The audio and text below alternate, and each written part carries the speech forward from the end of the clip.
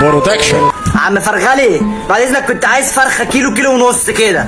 بس انت جيت للوقت المناسب في الشخص المناسب. عندي حته شمرت انما ايه على الله حكايتها. ماشي يا عم فرغلي، بس دي حمامه مش فرخه. انت هتعدل عليا ياض ولا ايه؟ انا بقالي 24 ساعه في المجال. طب قول لي كده، الفرخه عندها كام رجل؟ رجلين. حلو. وعندها كام جناح؟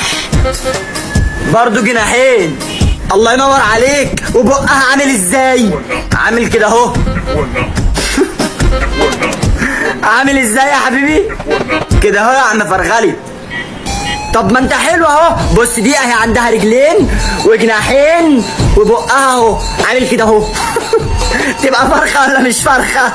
ماشي يا عم فرغلي. طب ما البط نفس الكلام والوز نفس الكلام والعصافير نفس الكلام وكله كده. هتزعلني منك ليه بقى؟ شكلك عينه دي. ما انت هتاخدها يعني هتاخدها. اذبح ولا هتدوق الاول؟ ادوق ايه يا عم؟ هي بطيخه برضه بتتلامد. شايفه يا بنت الوزه مش عايزه تتباعي ازاي؟ عشان بعد كده لما اقول لك كلي يبقى تاكلي. جايبه لك كلام من الناس. بقول لك ايه، احطها لك في شنطه وتاخدها يا ابن عمي؟ احطها لك في شنطه وتاخدها يا عم. هي كيلو مانجا. مش هاخدها مش هاخدها يا اخي. كرهتنا في ام الشغلانه. الحمامه عارف لو ما عرفتش امسكها وربنا لا هتركها.